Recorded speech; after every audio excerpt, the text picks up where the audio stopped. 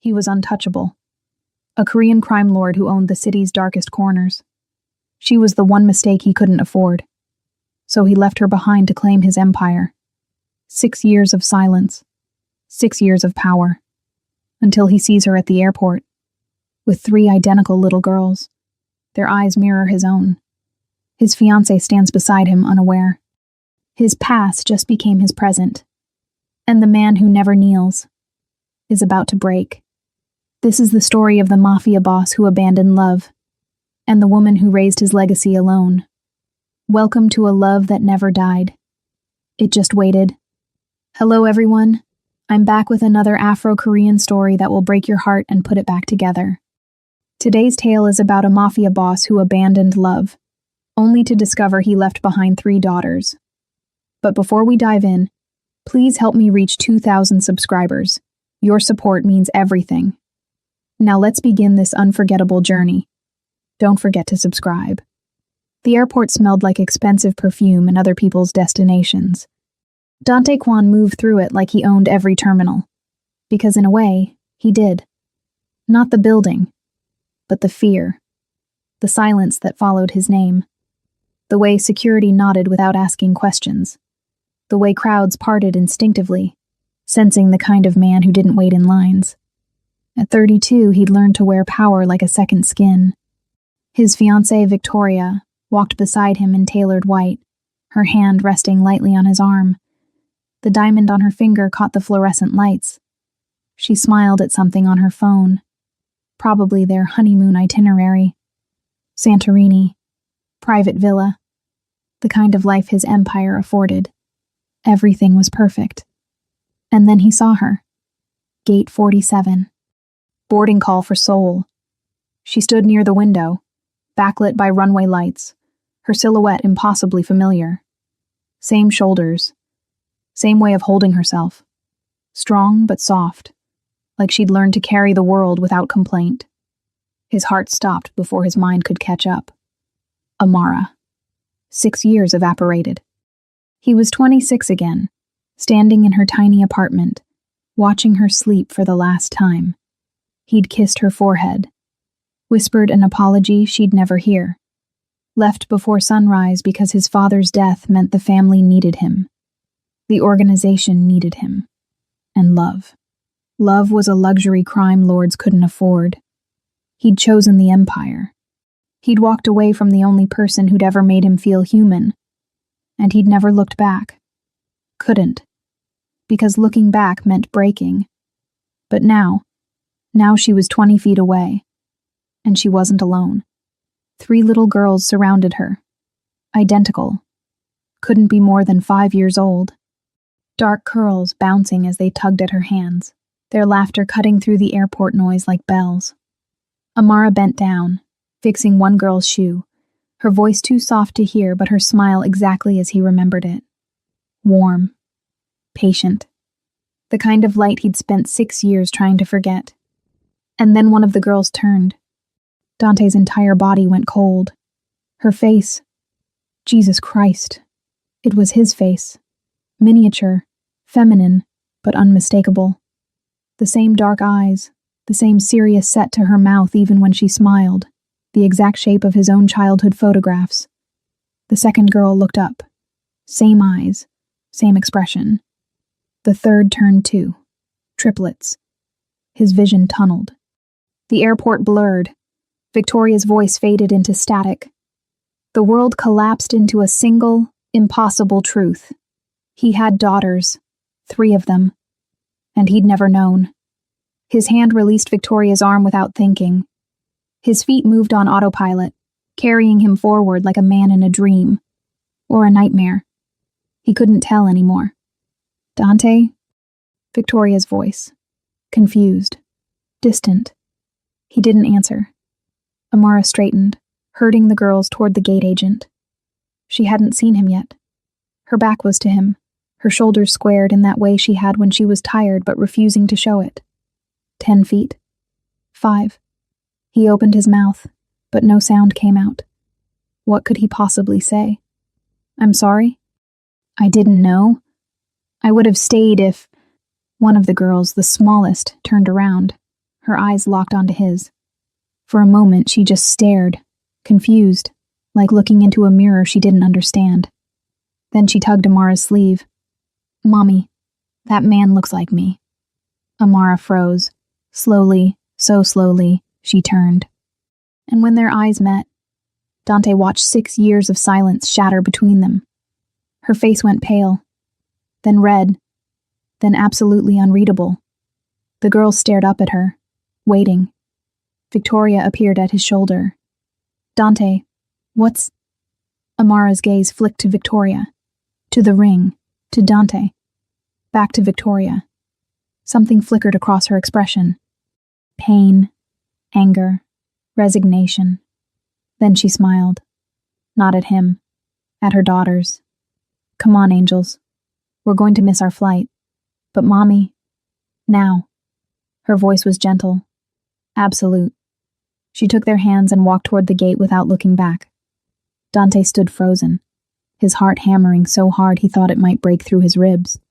He'd faced down rival families, survived 3 assassination attempts, built an empire on ruthlessness and control. But watching Amara walk away with his children, that broke him. "Dante." Victoria's voice was sharp now. "Who was that?" He didn't answer. Couldn't. Because the man who'd abandoned love 6 years ago had just realized what it cost him. And the crime lord, who never begged, was about to fall to his knees. He didn't remember leaving the airport. One moment he was standing at gate 47, watching Amara disappear into the jetway. The next, he was in the back of his car, staring at nothing while his driver navigated evening traffic. Victoria sat beside him, silent and sharp. "Are you going to explain?" she said eventually. "Or should I guess?" Dante's jaw tightened. "An ex. I gathered that much." Her voice was ice wrapped in silk. "And the children?" He said nothing. Victoria laughed, cold, humorless. "Of course. How very inconvenient for you." "Victoria, don't." She held up one perfectly manicured hand. "We have a charity gala tomorrow. The Castellano family will be there. Your absence would be noticed. So we'll discuss this later. When you've decided whether you're a man or a coward." The car pulled up to her penthouse. She left without another word, the door closing with a soft, final click. Dante sat in the silence. His phone buzzed. Messages from his underboss. Updates on territory disputes. A shipment issue at the docks. The usual fires that needed putting out. He ignored all of it. Instead, he pulled up a contact he hadn't touched in 6 years. Marco Lee, private investigator. "I need everything. Tonight." The reply came in seconds. "Name?" Dante hesitated, his thumb hovering over the keyboard. Then he typed it. "Amara Baptiste, currently boarding a flight to Seoul. 3 daughters, age 5. I need addresses, employment, medical records, school information. Everything. Understood. Give me 4 hours." Dante leaned back, closing his eyes. 4 hours. In 4 hours, he'd know where she lived, what she did, how she'd survived 6 years alone with 3 children. His children. The thought was a knife twisting in his chest. He'd always been careful, always. But there'd been one night, their last night, when careful had felt impossible, when he'd held her like the world was ending. Because for them, it was. And now he had daughters. 3 perfect, impossible daughters, who looked at him like a stranger. His penthouse was dark when he arrived. No lights, no sound. Just the city glowing through floor-to-ceiling windows, indifferent to the implosion of his life. He poured whiskey, didn't drink it, just held the glass and stared at the skyline he'd bled to own. Power, territory, respect. All of it suddenly felt like ash. At 2 a.m., his phone buzzed. Marco's report, detailed, thorough, devastating. Amara Baptiste, age, 28. Occupation, freelance translator, Korean English to French. Current residence, Seoul, South Korea. Shared apartment, Mapo District children, 3 daughters, triplets, age 5, registered under her name only, no father listed. Financial status, modest, works remotely, no criminal record, no debt. Visa status stable. Additional notes. Relocated to Seoul 7 months after your last contact. Has not returned to the U.S. since departure. Children attend local kindergarten. Medical records indicate normal development. No red flags. Dante read it 3 times. Seoul. She'd gone back to Korea, his Korea, and he'd never known. For 6 years, she'd been raising his daughters in the same country his family controlled half the underground of. And she'd never asked him for a damn thing. No child support.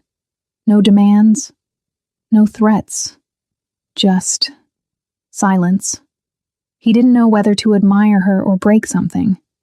His phone buzzed again. A message from an unknown number. We need to talk. Tomorrow. 3 p.m.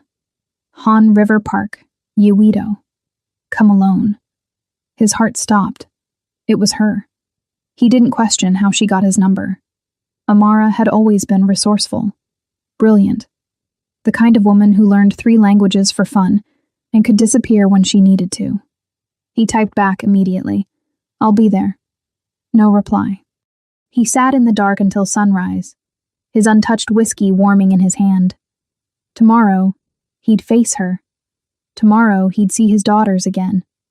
Tomorrow, the crime lord who'd walked away from love would have to explain why he deserved a second chance.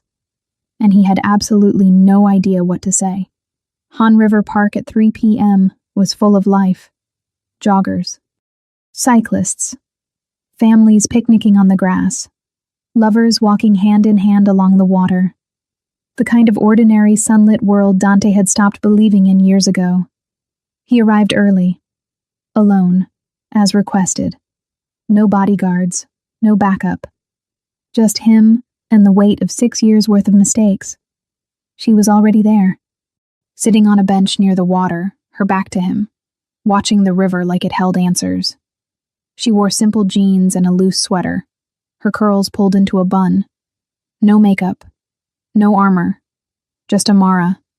His chest tightened. He walked slowly, giving her time to sense his approach. When he was 10 feet away, she spoke without turning. You used to walk quieter. Her voice. God, her voice. Warm and low and still capable of unraveling him. I wasn't trying to hide, he said. No, you never were good at that. She turned then, and the full force of her gaze hit him like a punch. 6 years hadn't dimmed her. If anything, she'd grown more beautiful, sharper, stronger. The softness he remembered was still there, but layered now with something harder. Something earned. Motherhood, he realized. Survival. Sit, she said. Not a request, a command. He obeyed. For a long moment, neither of them spoke. The river moved between them, indifferent. Finally, Amara exhaled. Why are you here, Dante? You asked me to come. I meant in Seoul, at the airport, in my life again. Her eyes were steady, unreadable. You left. You chose. So why now? He met her gaze. I saw them. And they're mine. She laughed, sharp, bitter. Now you notice. Amara, don't. She held up a hand. Don't you dare act like this is some tragic revelation. You knew there was a chance. That last night, we both knew. And you still left. I had to. You chose to. Her voice cracked just slightly. There's a difference. Silence. Dante's hands curled into fists on his knees. If I'd known, you would have what? Stayed? Played house? Built a nursery between your meetings with arms dealers? She shook her head. You chose your empire. I'm not angry about that anymore. But don't rewrite history to make yourself the victim. I never said, you don't have to. I can see it in your eyes. The guilt. The regret. Like somehow this is all some tragic misunderstanding. She leaned forward, her voice dropping. You made a choice. I respected it. I moved on. And now you show up at an airport with your fiancé and expect. What exactly? He didn't have an answer. Amara sat back, crossing her arms. They don't know about you. His heart lurched. What? The girls. I never told them. They've asked, obviously. Kids do. I told them their father was complicated. That he lived far away. That he loved them but couldn't be here. You lied. Her eyes flashed. I protected them. There's a difference. From what? From you. From your world. From the violence and the danger and the constant threat of losing someone they love. She paused. I grew up without a father, Dante. I know what that absence feels like. But I also know what it's like to love someone dangerous. And I won't let my daughters live in fear. They're my daughters too. Biologically? Yes. But you don't get to walk in after 6 years and claim fatherhood like it's a title. You have to earn it. Then let me. She stared at him, searching his face for something. Sincerity. Proof. He didn't know. Why? She asked finally. Why now? You have a life, a fiancé, an empire. Why complicate it? Because they're mine. That's not enough. Because... He stopped, the words catching in his throat. Amara waited. Dante exhaled, forcing himself to meet her eyes. Because when I saw them, I saw everything I gave up. Everything I told myself didn't matter. And I realized I was lying. About what? About being able to live without you. The words hung between them, raw and honest. Amara's expression didn't change. You're engaged. I know. So what are you asking for? A chance. To know them. To be. Something. Anything. She looked away toward the river. They're happy, Dante. Safe. Stable. I've built a life for them here. And I won't let you destroy that just because you're feeling nostalgic. I'm not... Then what? You'll fly in once a month? Play weekend dad? Introduce them to your world of blood and power? She shook her head. I won't do that to them. I would never. You already did. Her voice was soft now. Sad. You chose that world over me. Over us. And that's fine. But don't ask me to let you choose them now just because it's convenient. Dante's throat burned. She was right. She was absolutely, devastatingly right. He'd walked away. He'd chosen power. And now he wanted redemption without consequences. But Amara wasn't offering that. She stood, brushing off her jeans. I'm going back to the apartment now. The girls are with a sitter. You're not coming with me. Amara. But... She paused, looking down at him. If you're serious. If you actually want to be part of their lives, then prove it. Show me you can be something other than a crime lord. Show me you can choose them. Really choose them. Not just when it's easy. How? She smiled. Sad, tired, but not unkind. That's your job to figure out, Dante, not mine. And then she walked away. Again. Dante sat alone on the bench, watching her disappear into the crowd. The crime lord who never begged. The man who'd built an empire on ruthlessness. Completely, utterly powerless. To be continued. Dante didn't go back to his hotel. He sat on that bench until the sun began to set, painting the Han River in shades of gold and red. Families packed up their picnics. Lovers took sunset photos. The world kept spinning, indifferent to the fact that his had just stopped. Show me you can choose them. Really choose them. Amara's words echoed in his head like a sentencing. His phone buzzed relentlessly. Victoria, his underboss, business partners. The gala tonight. He was supposed to be there in 2 hours, shaking hands with the city's elite, maintaining the carefully constructed facade of legitimacy that kept his empire running smoothly. He ignored every message. Instead, he called Marco. I need more, Dante said when the investigator answered. More what? I gave you everything. Their school. What time do they get out? What do they like? What are their names? A pause. You want me to surveil children? I want to know my daughters, Marco sighed. The school lets out at 2 p.m.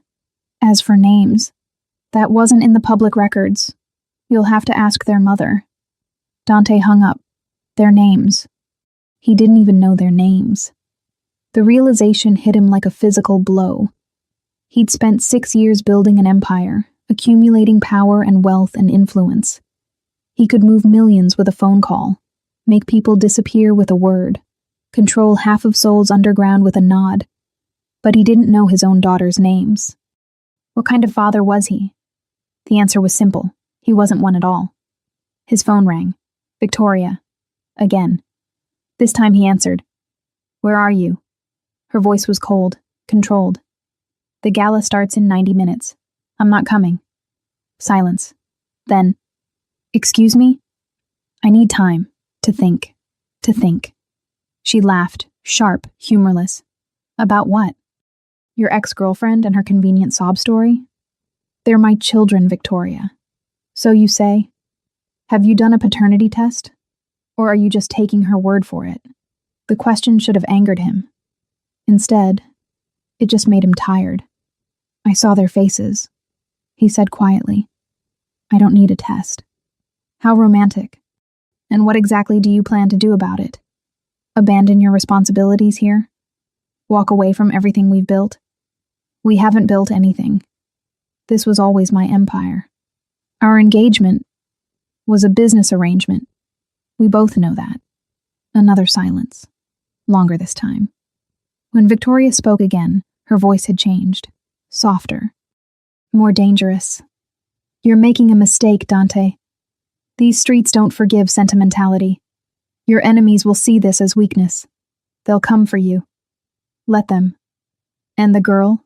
The children? You think your world won't touch them? You think you can just play happy family while running a criminal organization? That stopped him. Because she was right. His world didn't allow for softness, for vulnerability, for love. Every person he'd ever cared about had become a target. His mother, dead in a car bomb meant for his father. His younger brother, kidnapped and held for ransom until Dante had burned down half the city to get him back. Love, in his world, was a weapon. And Amara had already proven she was smart enough to stay away from it. I have to go, he said. Dante. He hung up. For a long time, he just sat there, watching the river darken as night fell. 2 paths stretched before him, impossibly divergent. One led back to his empire, to Victoria and the gala, and the carefully maintained balance of power that kept him alive and on top. To safety, control, the life he'd built with blood and ruthlessness.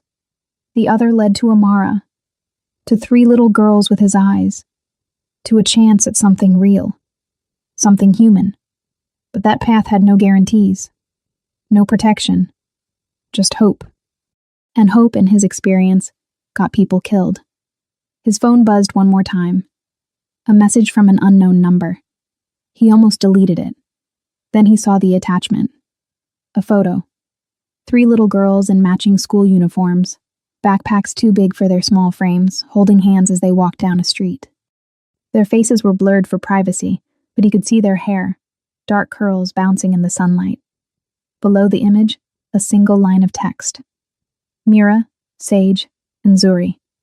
In case you were wondering. His vision blurred. Mira, Sage, Zuri. Their names. She'd given him their names. Dante pressed his palm against his eyes, breathing hard against the sudden tightness in his chest. Amara could have kept this from him. Could have boarded that plane and disappeared back into her life and soul, never giving him another chance. She owed him nothing. Less than nothing. But she'd sent this. A thread. Thin and fragile. But a thread nonetheless. He stared at the photo until his vision cleared, memorizing every detail. The way one girl, Mira maybe, walked slightly ahead, confident and bold. The way another held back a little, more cautious. The way the third swung her arms, carefree and joyful. His daughters. His daughters. The choice suddenly didn't feel like a choice at all. Dante stood, pocketing his phone. The river stretched out before him, dark and infinite. He'd built an empire on impossible decisions, on choosing power over people, on sacrificing everything soft and good for survival. But standing here now, looking at those 3 blurred faces, he realized something. An empire without love wasn't power. It was just a prettier kind of prison. And he'd been locked inside it for 6 years too long. He pulled up Marco's number again. I need you to find someone for me. The best family lawyer in Seoul. Someone who handles custody arrangements. International cases. Quietly. You're actually doing this? Yes. What about your organization? Your territory? Dante looked out at the city lights reflecting off the water. His city. His kingdom. I'll figure it out, he said. I always do. He hung up before Marco could argue. Then he sent a message to his underboss. Clear my schedule for the next 2 weeks. Emergency family matter. You're in charge. Don't screw it up. The response came immediately. Boss, is everything okay? Dante smiled. Small, tired, but real. It will be. He took one last look at the river, then turned and walked back toward the city, toward Amara, toward Mira, Sage, and Zuri, toward something that terrified him more than any rival gang or assassination attempt ever had. A chance to be someone other than the crime lord. A chance to be their father.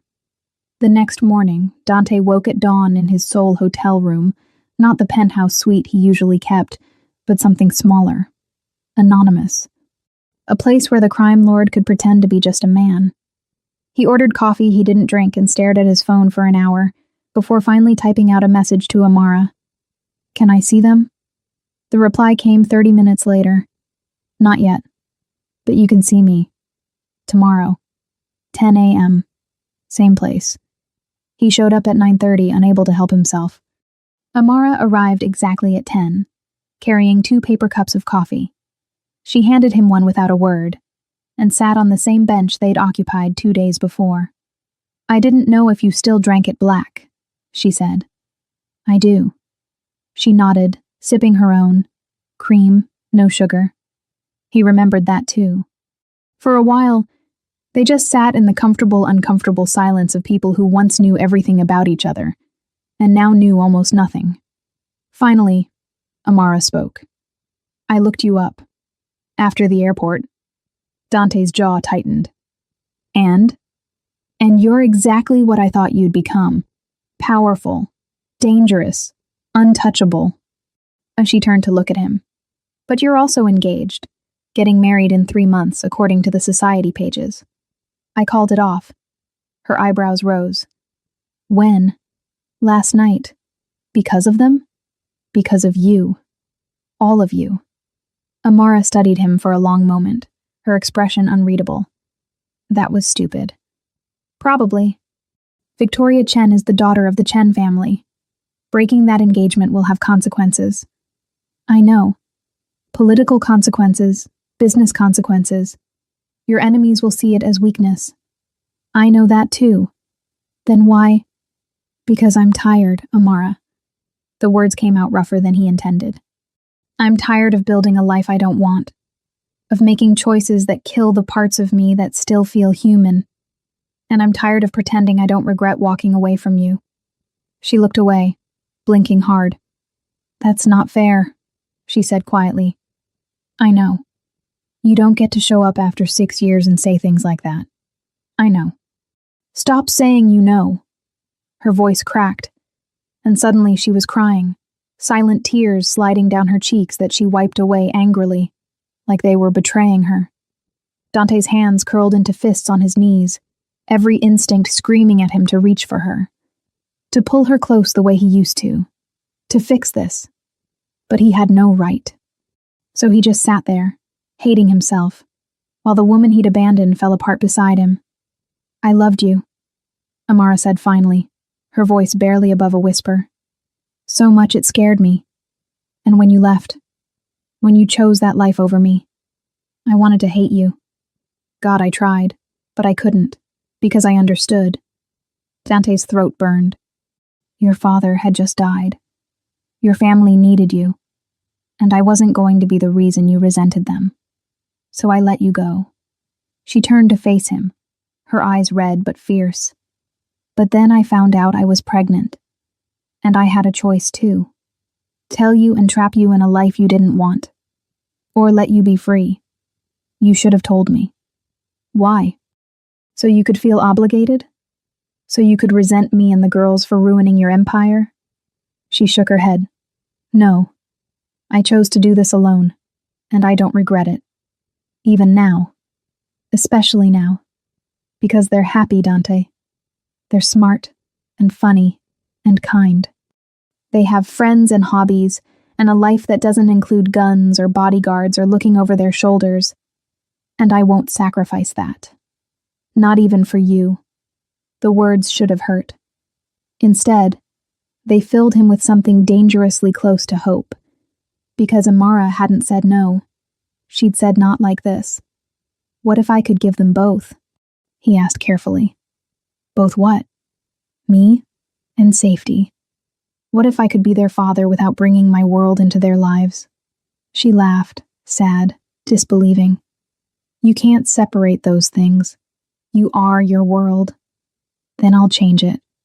People like you don't change. Watch me." Amara stared at him, searching his face for the lie. The crack. The inevitable betrayal. But Dante meant it. Every word. "I'll step back," he continued. "From the organization. Not completely. I'm not naive enough to think I can just walk away. But I'll delegate. Create distance. Build something legitimate that can support them without the danger. That could take years. Then I'll take years. Your rivals will test me. I know. But I've survived worse. And if you can't, if your world comes for them anyway?" That was the question that kept him awake at night. Because he'd seen what happened to the families of men like him. The targets painted on their backs, the fear, the constant gnawing terror that love would get them killed. But he'd also seen Mira, Sage, and Zuri walking down that street, holding hands, carefree and innocent. And he'd realized something. They were already at risk. Because he existed. Because his blood ran through their veins.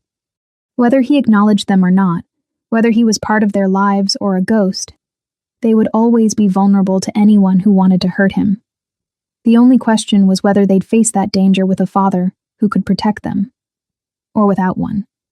"I can't promise it'll be safe," Dante said quietly. "But I can promise I'll spend every day for the rest of my life making sure they're protected. Even if that means walking away from everything I've built." Amara was quiet for so long he thought she'd refuse. Then she exhaled. "They ask about you, you know. Their father, where you are, why you're not here." She wiped her eyes. "I always told them you were far away. That you had important work. That you loved them even though you couldn't be here. You said that? I didn't want them to think they weren't enough.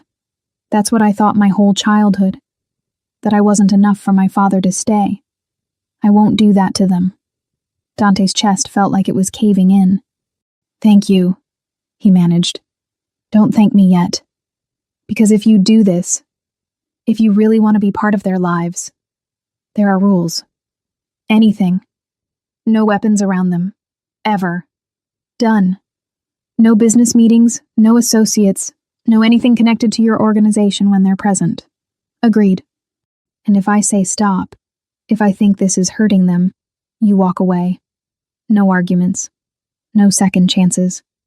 That one hurt, but he nodded. "Okay." Amara took a shaky breath. "Then, I'll think about it, about letting you meet them, properly, but not yet. You need to prove you're serious first." "How?" She stood, brushing off her jeans. "Show up. Not just once. Every day. Here. Same time. For 2 weeks. No excuses. No emergencies. Just you. Proving you can choose them over everything else." Dante stood too. "I'll be here. We'll see."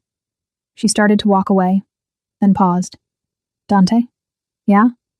"They have your eyes. All 3 of them. Sometimes when they look at me, I see you. And it breaks my heart all over again. She left before he could respond. Dante stood alone by the river, the morning sun warm on his face. 2 weeks. 14 days to prove he could be someone other than the crime lord. 14 chances to show Amara and himself that love wasn't a weakness. It was the only thing worth fighting for. Day 1. Dante arrived at 9:45 a.m. The morning air was crisp, carrying the scent of the river and the distant smell of street food vendors setting up their carts. He'd barely slept, running through 1,000 scenarios in his head. What if she didn't come? What if this was a test he'd already failed? What if showing up wasn't enough? Amara appeared at 10 Salsat exactly, eyebrows raised when she saw him already waiting. Eager, she said, a hint of something in her voice. Surprise, maybe, or suspicion. Committed, he corrected, standing as she approached. She didn't sit immediately, just stood there studying him like she was trying to solve a puzzle. He could see the wheels turning behind her eyes. Calculating, measuring, deciding whether this was real or just another performance from a man who'd built his life on carefully constructed lies. Finally, she sat. He followed her lead, leaving a careful distance between them on the bench. They talked, carefully, about nothing important. The weather, how Seoul had changed in recent years, the construction happening across the river, safe topics that didn't require vulnerability or honesty or the excavation of 6 years' worth of buried pain. After 30 minutes, she stood. Same time tomorrow? She asked. I'll be here.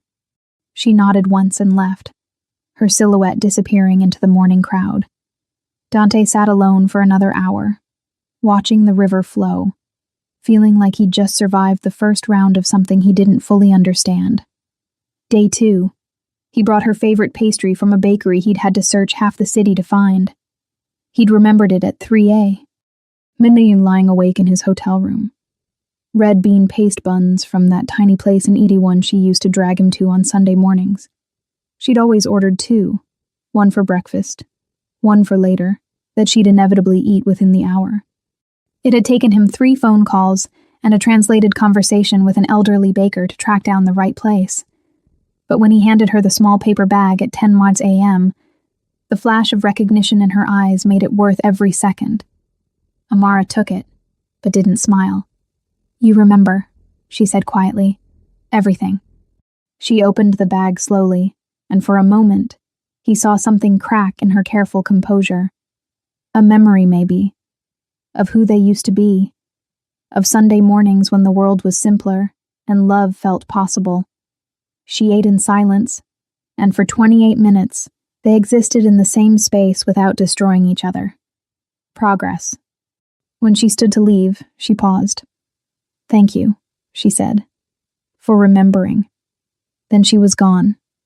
Day 3, it rained. Not a gentle drizzle, but a full-soul downpour. The kind that turned streets into rivers and sent everyone scrambling for cover. Dante stood at the bench anyway, soaked through within minutes, water running down his face and soaking into his expensive coat. He'd gotten texts from his driver, his bodyguard, even his underboss, all variations of, "Are you insane?" But he'd ignored them all. He'd said he'd be here. Every day.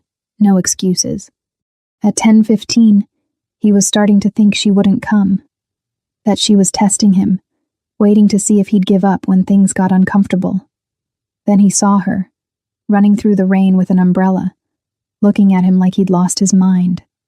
You're going to get sick, she said, slightly breathless, holding the umbrella over both of them. Water dripped from his hair into his eyes. I told you I'd be here. I meant when it's reasonable, Dante. Not during a monsoon. You said every day. You didn't specify weather conditions. For a moment, she just stared at him. Then something shifted in her expression. Something soft and dangerous, and almost like the way she used to look at him before everything fell apart. You're ridiculous, she said. Probably. She almost smiled. Almost. They stood under her umbrella, close enough that he could smell her shampoo. Still the same coconut scent he remembered.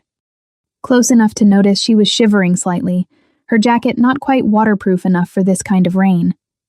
Without thinking, he shrugged off his coat and draped it over her shoulders. "You're already soaked," she protested, "and you're cold."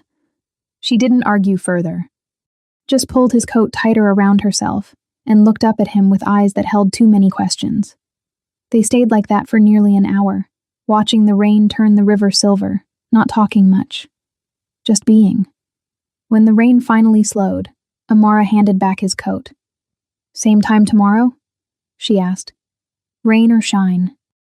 This time, when she walked away, he could swear he saw a smile. Day 4, she asked about his business. They were sitting in their usual spot, the river calm after yesterday's storm.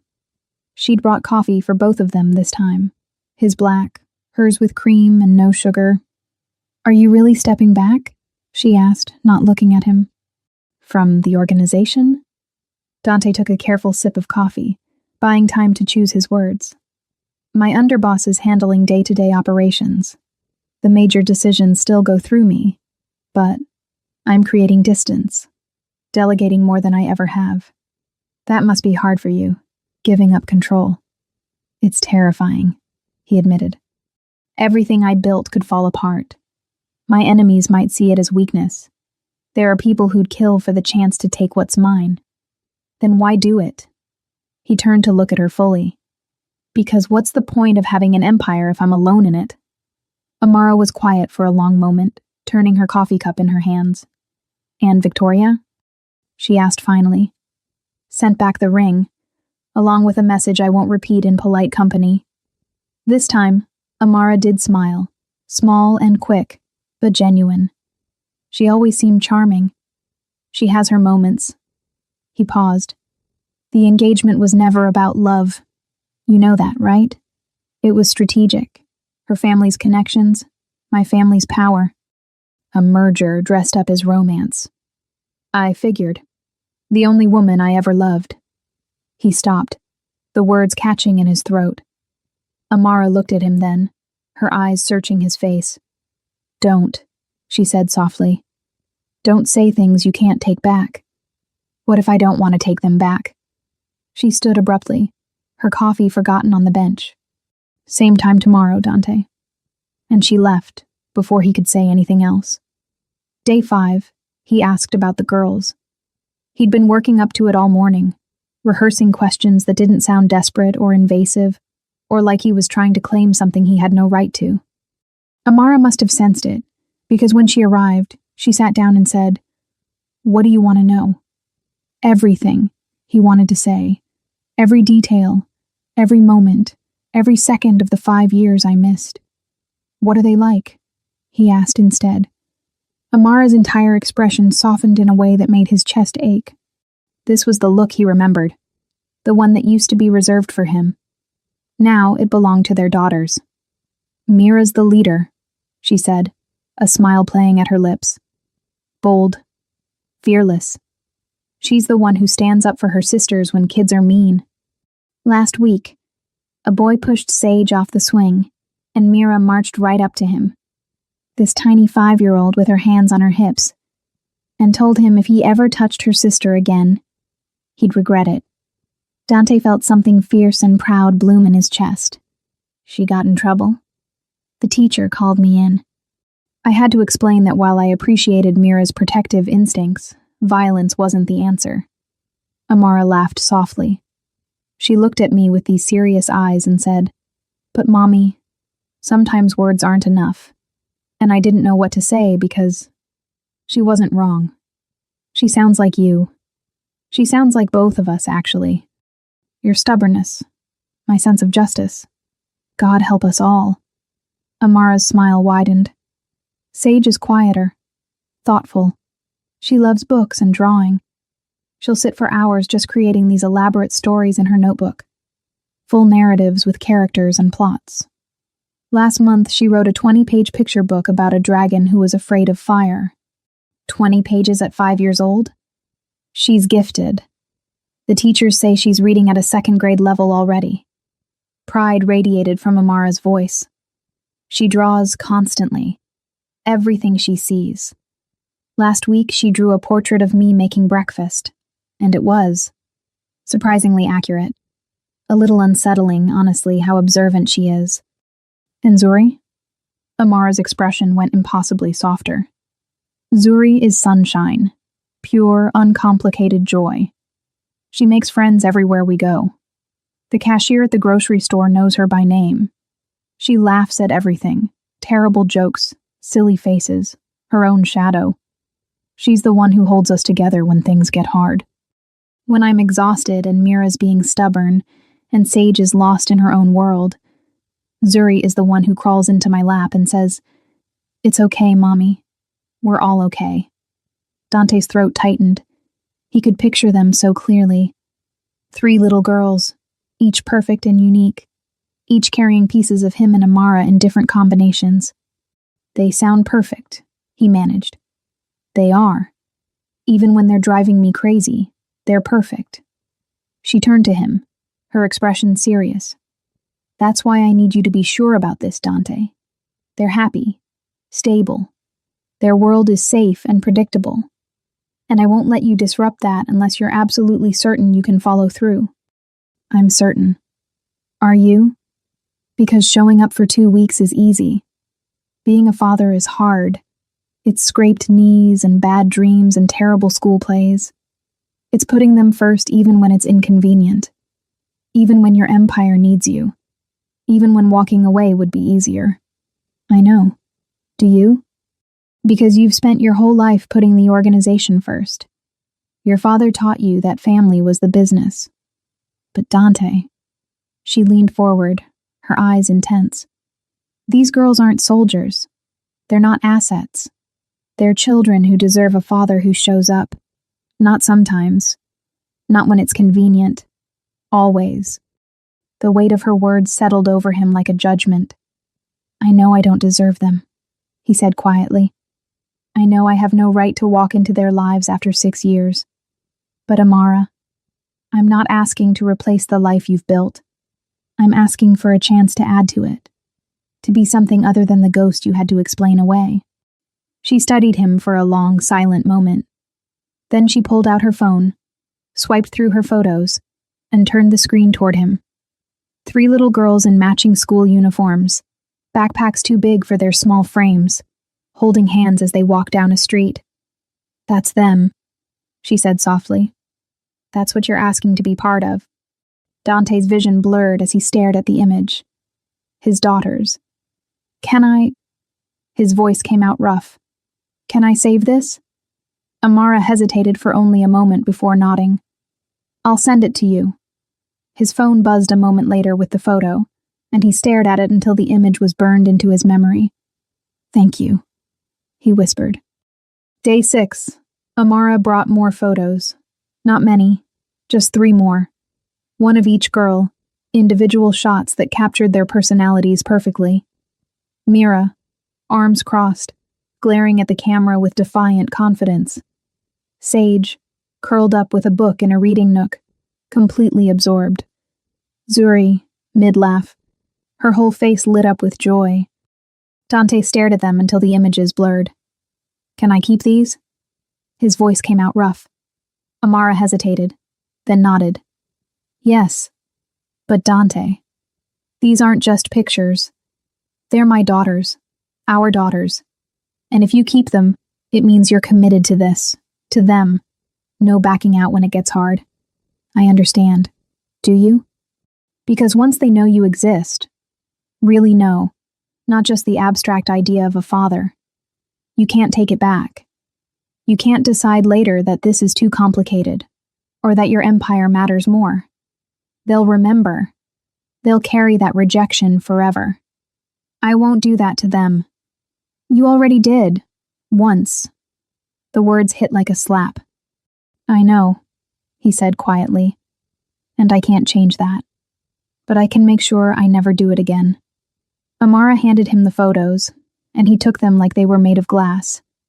He carried those photos in his wallet for the rest of his life, worn and creased at the edges from being taken out and studied during every quiet moment.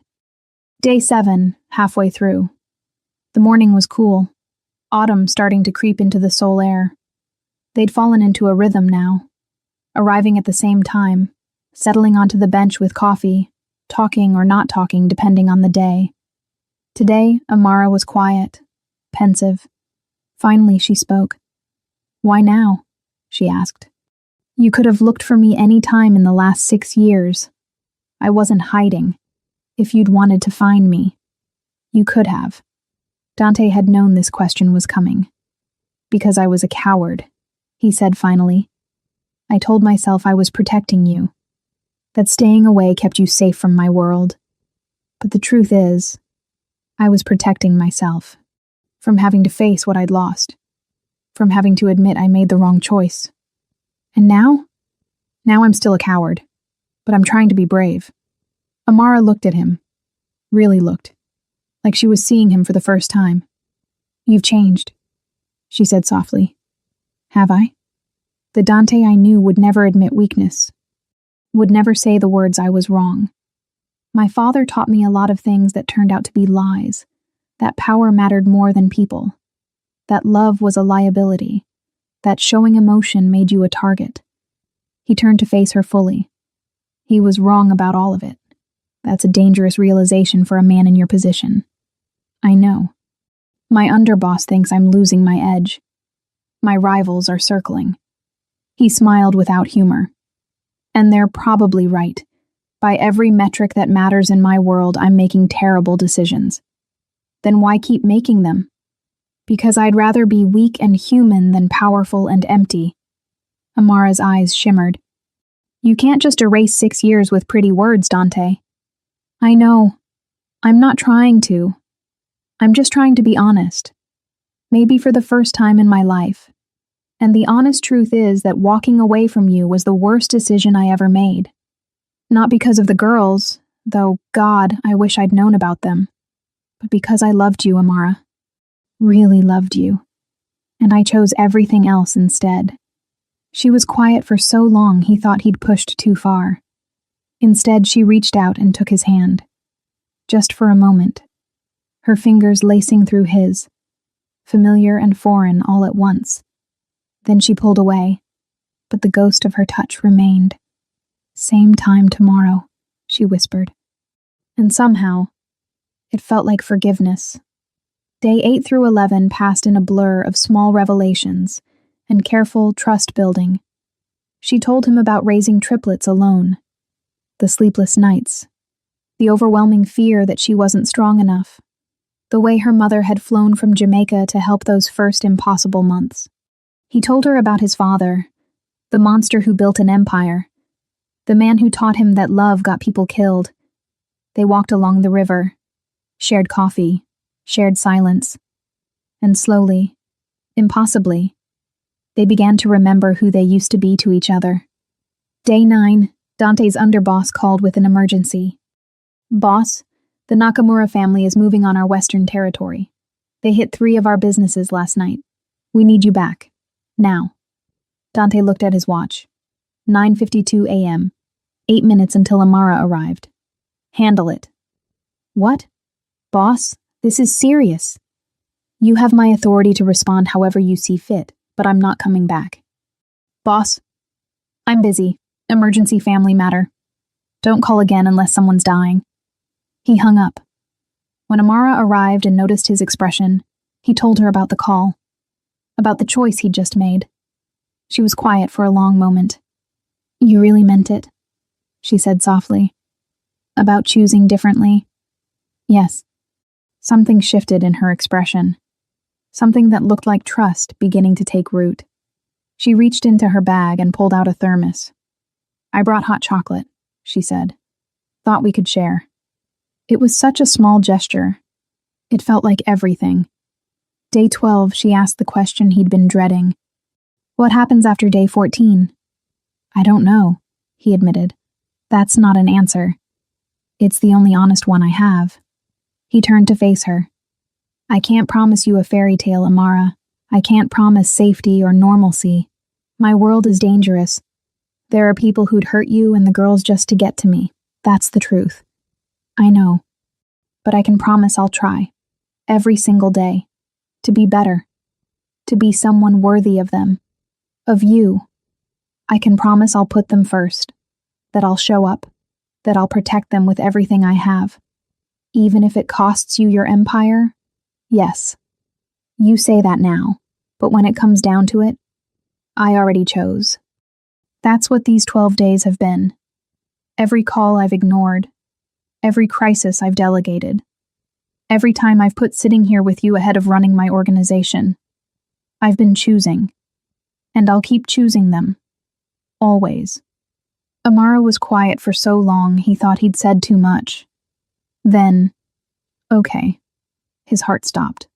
Okay. After day 14, you can meet them. Day 13, they made plans. I'll tell them first, Amara said. Prepare them. Explain who you are and why you haven't been around. What if they don't want to meet me? That's possible. Mira might be suspicious. Sage might be scared. Zuri will probably hug you within 5 minutes.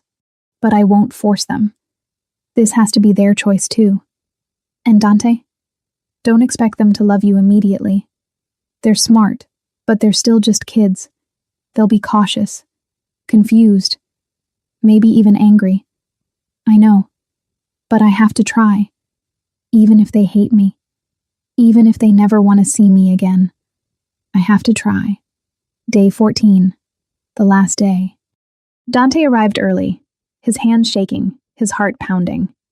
He'd worn his simplest clothes, jeans, a sweater. Nothing that screamed wealth or power or danger. At 9:55 he saw them. Amara, walking slowly up the path, and beside her, holding her hands, 3 little girls, Mira, Sage, Zuri, his daughters. Dante's knees almost gave out. They were smaller than he'd imagined, more real, more perfect. Amara stopped a few feet away. Dante stood slowly, his heart in his throat. Then Amara squeezed the girls' hands gently. Girls, there's someone I want you to meet. This is your father. Silence.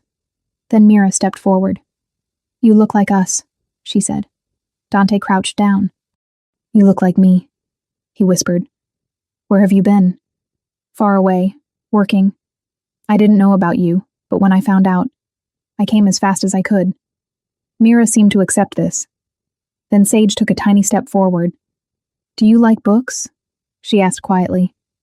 I do. Maybe you could recommend something? A small smile appeared on her face. Then Zuri rushed forward and threw her arms around Dante's neck. Hi, Daddy. I'm Zuri. Dante's arms wrapped around this tiny, perfect human. His vision went completely blurry. His throat closed, and for the first time in 6 years, the crime lord who never cried fell apart. He held Zuri gently, his shoulders shaking, his daughter patting his back. It's okay, Daddy. We're all okay. When he finally looked up, Amara was crying too. Can we stay for a while? Mira asked. Amara nodded, tears streaming down her face. Yeah, baby, we can stay. And they did. All 5 of them, sitting by the river, learning how to be a family. But as the sun began to set and the girls played near the water's edge, Dante's phone buzzed with a message that made his blood run cold. A photo of the girls leaving school yesterday, with one word beneath it. Found. His past had just become their nightmare. But as Dante held his daughters for the first time, his phone buzzed. A photo of the girls leaving school yesterday. One word beneath it. Found. Then a second message arrived. A location, a time, and a threat that made his hands shake. Victoria's family knew everything, and they were coming for what he loved most.